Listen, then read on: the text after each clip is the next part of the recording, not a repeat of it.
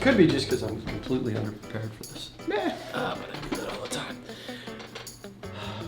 Hi, welcome to Life in the Bottle, Season 3, Episode 23. 23. I'm Mitch, this is Kyle. Hey, folks. And today we have two wonderful red wines from all places, Texas. And not just everyday normal red wines. Oh, no. Natural red wines. Indeed. So, Kyle, where are we? So we're in, obviously, the United States, in Texas. There are a couple different sites that we'll get to. One where the winery is based is in northern Texas, in the High Plains. And then the other is a little bit further south in central Texas, in Hill Country.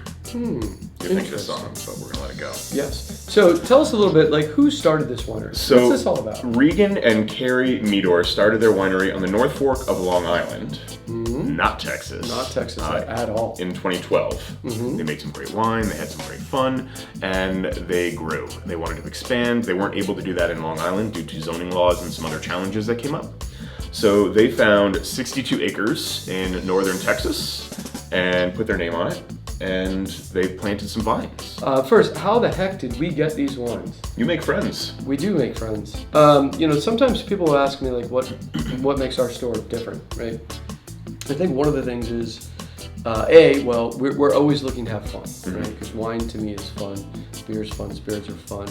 Kind of the whole point. And I'm always curious and I'm always exploring. We're always looking for new stuff, right? So went to France maybe 3-4 years ago, met a guy named Eric. Eric owns a wholesaler shop in Jersey. I started following him on Instagram. He posted about these wines, which he carries in Jersey and New York. And I reached out to him, and unfortunately because of the laws and this, I couldn't buy directly from him. He gave his blessing to us to reach out to the winery, which we did. Spoke to a gentleman, Hall Sheriff out there. Love that name, Hall. Hall Sheriff from Texas. Love it. Yes. And he sent some samples out. We all tasted it. This probably goes back 5 months ago, give or take. Yeah. And worked through all the red tape, all the logistics. Had them brought through a wholesaler in Connecticut to us. We're the only ones that have it. Super cool, super fun stuff. So, long story short, this is how a lot of wines come to us. We find them places and they're not available in Connecticut, so we go, how can they be available in Connecticut? What do we have to do? All right, so let's just keep moving right along. Let's talk about the first one. Let's go to the first one. Let's dive right in. Right. So this is the Basics of Life Red Blend from Southold Farm and Cellar. I don't know if we even mentioned the name yet. Southold Farm and Cellar is the name of the winery. So the Basics of Life Red Blend is a few different grapes. They're starting with Touriga Nacional and Dolcetto in roughly equal proportions, and then rounding it out with a little Mataro.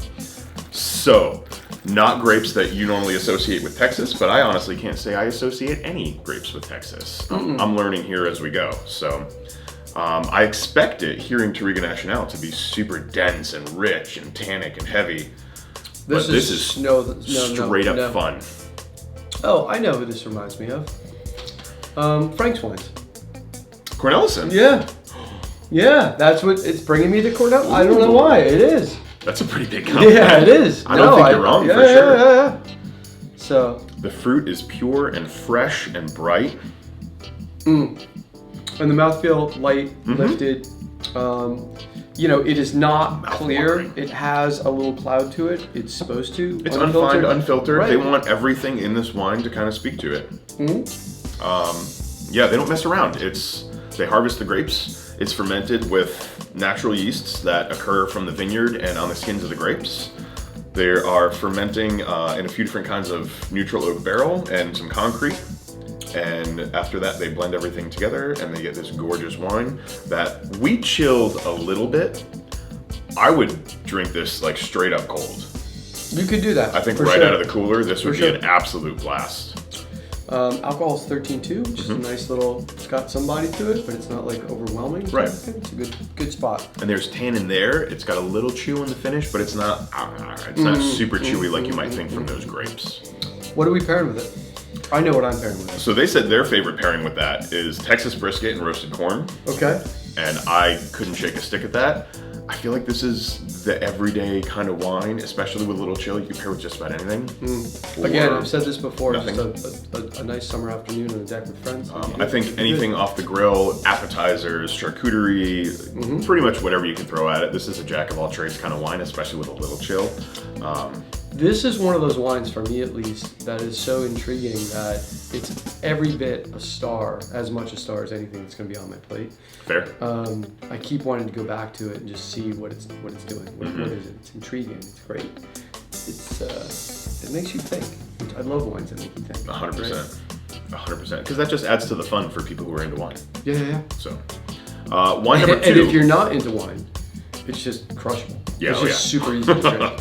Yeah, it'll go down scary fast. Yes, wine number 2, sorry. Wine number 2, not at all, is Forgotten Dreams, which is 100% Sangiovese from High Plains AVA in Texas. So northern Texas, same latitude as New Mexico.